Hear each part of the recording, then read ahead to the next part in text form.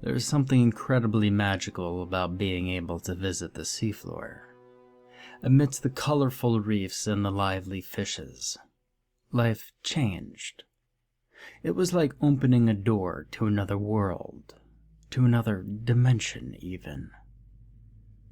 John liked diving more than everything else, and despite exploring these waters for more than 10 years, he always discovered something new. But this time, John would be exploring new horizons. He had won a vacation that focused on diving, but the more interesting part would be that it was in Alaska. His equipment was obviously not made to resist the lower temperatures Alaska had to offer, but the trip he had won included just about everything from the lodgings to the equipment, and passing by an afternoon with an expert diver in Alaska to explain the safety measures to the newcomers. Needless to say, he was excited beyond belief. It would be an entirely new territory to explore, with another opening to a different universe. And to John, diving was an escape from reality, his way of slipping into the character of a man that didn't have a job as a mechanic. And underwater, he was truly living, and not just surviving. You see, it's not that John hated his life, and it's quite the contrary. He had a lovely wife and a kid in the making, but the one thing that truly made him happy was to be about 40 feet below the surface, swimming amongst the fishes. So, the prospect of doing some underwater sightseeing in Alaska had been welcomed with open arms, despite Laura giving birth in less than 2 months. He had made his choice and was taking the risk, knowing full well that when he was in Alaska, he might receive a call to tell him that his wife was giving birth to their first child. And Laura, well, she didn't seem to understand his decision at first. But when he told her it was his last diving trip for a while, she reluctantly agreed. And so, the preparations began. Every other day, he went to visit his old diving teacher, asking for tips for diving in cold water and how to keep his air tank full the longest. And the usual tips came out. Stay closer to the surface. The deeper you dive, the faster your oxygen tank will provide you with air, thus depleting your resource much faster. He also gave him some exercises to prevent his muscles from falling prey to the cold, and then asked him if he had any experience with the diving site in Anchorage. His instructor's brows arched quite drastically, and the corner of his lips twisted into a sneer. "You're not seriously considering diving in Anchorage?" John was a bit dumbfounded by his instructor's sudden reaction. Still, he kept his calm and replied that he was actually excited about this new destination. His instructor, knowing full well that he would never be able to stop someone as passionate as John with diving, simply replied that his one and only advice was to stay with the group and to never chase anything beyond the limits. It was a bit of strange advice, but John took it to heart. Maybe his instructor didn't have a good experience with the Anchorage diving site. Nonetheless, John was still thrilled at the idea of expanding his diving experience to northern regions. And so, a month passed and he packed his bags, took the flight for Anchorage, and excitedly waited for the day he would be allowed to dive into Alaska's depths. He loved being in the water so much, loved it almost as strongly as he loved Laura, and sometimes he even wondered if he didn't prefer it to her.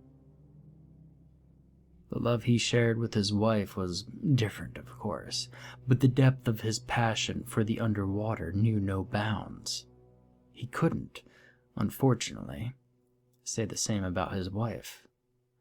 Nothing would ever pull him away from diving. 3 days passed where he went to the crash courses about Alaska's diving recommendations and techniques. 3 long, long days. And the 4th day arrived, and John was excited beyond belief. His heart hammered a new sort of rhythm, all because of his new destination he was going to explore. What was he going to see in the depths of Anchorage? Some new marine creatures? Wildlife beyond his imagination? Something was there. That, he was convinced. For all the duration of the bus ride, John's fingers tapped on his knees, his excitement comparable to that of a child in a candy shop, unable to pick between more chocolate or some gushers. Once he arrived on site, his excitement didn't decrease one bit. The Anchorage diving site was absolutely gorgeous, but then again, aren't all bodies of water? John met with the instructors, got his equipment, and went to the cabins to change. It didn't take half as long for him to pull it on as it took to return to the boat that would lead them to the right coordinates. Today, he was diving in new waters and unknown territory. While the instructors greatly suggested they stay with the group, all said they were free to explore within reasonable limits. They reiterated to be cautious about going too deep, lest someone wanted to have to swim back to the surface faster. He would be fine. John had years of experience under his belt while it was his first time diving in cold water. He was sure he would be okay. With his knowledge and the breathing exercises he had been given by his old instructor, and the new ones, he was sure nothing bad could happen to him. He felt as confident as a fish in water in the moments his back hit the surface and he sank. Instinctively, he engaged the pillar position, with his arms tight around his chest and his feet pointing toward the ocean floor. It served no purpose to swim at 20 to 25 feet if they were allowed to go as far as 40 feet. John was so used to diving, he barely even felt the shift in pressure beside a small buzzing noise in his ears. And looking at the miniature diving computer attached to his wrist, he stopped his descent at about 36 feet, looked over his head to see that he was tied up nicely to the boat, and checked all of his vitals. Pulse, all right. Mind, clear. Muscles, not a cramp in sight. Over his head, a school of steelhead trouts was swimming peacefully, their pink and silver scales reflecting the light. For a moment, John stared at them, the sound of the bubbles from his oxygen tanks the only thing disrupting the quiet around him. He finally left the school alone after his moment of contemplation, in favor of exploring the surrounding areas. He was quick to notice the floor below, covered in a myriad of sea cucumbers just as colorful as he would find them down south. There was a rather prickly pink one that caught his attention as the body seemed to breathe. He observed it for a few moments before his attention was stolen by another bright orange and scarlet cucumber. The colors of these animals always fascinated him, and he hadn't expected to see such colorful creatures at the bottom of Alaska's ocean floor. He continued his exploration, putting some distance between him and the group of 5 to 7 divers busy with the instructors, trying to get the first 15 minutes of underwater class. As he was an expert, John didn't see the need to waste 15 minutes trying to decipher what the senior divers were saying. After turning behind a large rock, he found himself facing a fish with a rather strange face. His eyes were on the top of his nose, and he very much looked like the result of a genetic mutation between a frog and a pet rock. It stared at him with bulbous eyes before deciding to turn around in the laziest fashion John had ever seen. Following the fish for a couple of minutes, he ended up finding a reef covered in small, brightly colored crustaceans. He had never seen any of them. Maybe they were plankton. Their purple color left him a little perplexed. And looking behind him, he realized as well that he had gone much further than he probably was supposed to, and decided it would be good to get closer to the group. The advice of his old instructor resonated into his mind, reminding him not to chase after anything. And that's when he saw it. Large, bright orange tentacles with white dots for suckers, fleeing just about 10 feet away from where he was, behind a rock. John liked octopi, so, just like a prey fish was attracted to the light of the anglerfish, he chased after the octopus. Once he had gotten around the rock, he was disappointed to see it had disappeared. And then, a movement caught his eye. About 15 feet below, the little thing was pretending to be a rock, hiding amongst the colorful wildlife. A flash of light blinded him for a second, and he noticed the silhouette of something in the distance. Something none too different of what looked like a 1900-something war submarine that would have sunk. Half of its side had been torn, and he could see inside. John couldn't contain himself. 51 feet below was about 11 feet deeper than he was supposed to dive. But he supposed that as long as he didn't stay for too long, his oxygen tank wouldn't deplete too fast.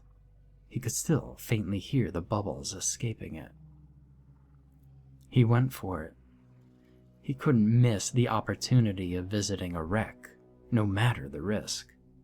He didn't even think about Laura and their unborn child. He wanted to know what had blinded him and what had called him to that place. Freeing the octopus of his attention, John checked his vitals and his oxygen tank. He still had about 30 minutes of air if he stayed at this depth. Going deeper would mean he probably had around 20 minutes if he was lucky. While it wouldn't be enough to satiate his curiosity, as he would love to explore the entirety of this wreck, he would take what he could. The deeper he swam, the harder the pressure. He could feel it in the way his muscles tensed, and how much colder the water was getting. It was starting to pierce through his suit, and, if he had been fine earlier, now it was much difficult to move around as he pleased. Closing his eyes, he did a few exercises to reduce his pulse and make the most of the oxygen he inhaled. Once his muscles were no longer seized by the prickling needles of the cold biting through his suit, he swam even deeper and reached the open belly of the wrecked submarine. Entering it felt like moving into another dimension. He saw crests on the wall and wondered what country they belonged to. Couldn't be Canada. No, the Canadians had a pretty recognizable trademark. So did the Russians and the Americans. This one looked like an Arabic symbol, but he couldn't remember any history about any other country with a submarine getting that close to Alaska. It was strange, and for a moment, he felt like he was discovering one of the many untold stories of the ocean. Who did the submarine belong to? He arrived at an iron door with gear-like handle in the middle. He twisted it, and it took all of his strength to open it, its hinges releasing what sounded like a dying whale noise as it finally opened. John pushed it open all the way and looked around for something that would keep it open, eventually finding a large, discarded piece of plumbing on the ground. He locked it up against the door to make sure the ocean current wouldn't push it back close, and he entered the new room. There was nothing on the wall beside that strange, Arabic-looking crest. However, at the end of the room, on the far right wall, and just in the right angle to catch the light of the sun between the floating blocks of ice, sat a mirror. There was nothing else in this room but the mirror, which led him to believe he wasn't the first to explore its depths. And still, there was something captivating about that mirror, and John swam all the way over there to get a closer look. And what harm was there to explore? None. And he probably still had 5 or 6 minutes of oxygen before he needed to head back up on his reserves. He was fine. He had enough time. Once he was facing it, all sounds disappeared besides the loud thumping of his heart. He could hear his blood pulse hotly against his eardrums, loud and frantic. And in the mirror, his reflection. However, his reflection was not wearing any equipment. His eyes were pitch black, and the white sclera all but gone to leave nothing but 2 darkened pools instead of his regular brown eyes. His short brown hair floated about his head, and his reflection was smiling at him. He could see it, because it wasn't wearing diving equipment or a mask. John blinked a few times, moving his hands, and covered the diving glasses with his palm, making sure his mind wasn't playing tricks on him.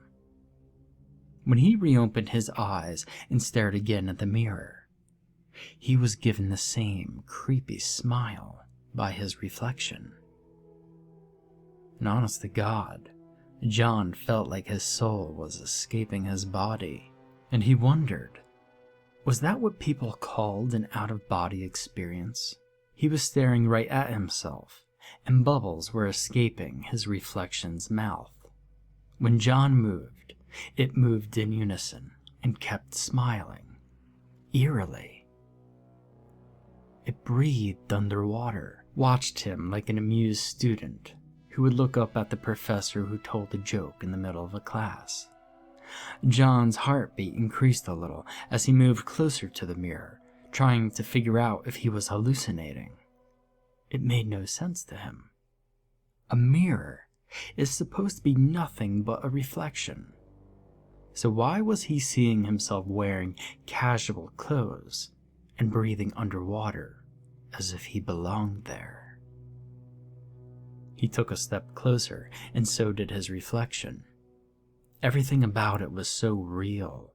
He could even see the scars he had gotten from his brother, right under his right eye. They were 7 and 10, playing cowboys and Indians in the park, and his brother had thrown him a stick, which tore through his bottom lid and left a nasty scar. He had been lucky he didn't lose an eye. And today, he couldn't believe what he was seeing. He was staring at a perfect reflection of himself, in a mirror, in a wrecked submarine. But the strangest, most bewildering reflection that ever existed. Fear gnawed at his guts and clawed at his spine, and even if he knew he should be leaving, there was something incredibly pulling about this creature. It couldn't be him. It couldn't be the mirror. It felt too alive to be only a reflection. He tried to confuse it, tried to move faster than it, but it didn't work. Every movement he did, the reflection mimicked perfectly, almost to the point of being a perfect mirror. If it wasn't from the lack of equipment and the bubbles, he would be convinced there was something more. While the bubbles were not getting out of the tank like his reflection had bubbles escaping his mouth, which mimicked his own perfectly. John got even closer, almost to the point where he could touch the mirror, and the closer he got, the wider the grin on his reflection. John's heartbeat was reaching an all-time high, and he felt waves of heat wash over him, his left arm hurting as if he was about to have a heart attack. In just a few more centimeters, and he was going to touch the mirror. He almost felt it bend under his fingers, pliable as if touching rubber. He imagined it swallowing him. His diving computer alerted him to the low level of oxygen, thus stealing his attention from his reflection. When he looked back at it, its expression had turned to anguish and utter fury. He didn't even notice there weren't any bubbles seeping from his reflection's mouth. Seeing his face distorted by such a vivid emotion scared the living hell out of him, and John wanted to pull away from the mirror. But right at that moment, he was ready to fight the pull. A space opened between floating blocks of ice, and the light reflected in the mirror, once more, effectively blinding him. John swam out of the submarine and joined the group. When John finally returned to the surface, he wasn't the same man. After an experience like that, nobody could possibly remain the same. How was he even going to be able to talk about this to anyone without sounding absolutely crazy? And the answer was simple. He couldn't. But maybe he didn't want to either. When he returned home, his wife hadn't given birth yet. He kissed her tenderly and became an exemplary man for her. He bought her flowers, massaged her feet after a long day, and cooked for her when her stomach was playing tricks on her. And when baby Sam came into the world, he became an even greater dad for their child. John never went diving again. When Sam became an adult, married, and moved out, John focused all of his attention on his wife. They traveled the world, explored and conquered mountains and caves, until the day Laura won a diving trip to Anchorage. Excitedly, she came home from work and flashed the pair of plane tickets and the diving coupons at him, telling how great it was that they could finally dive together.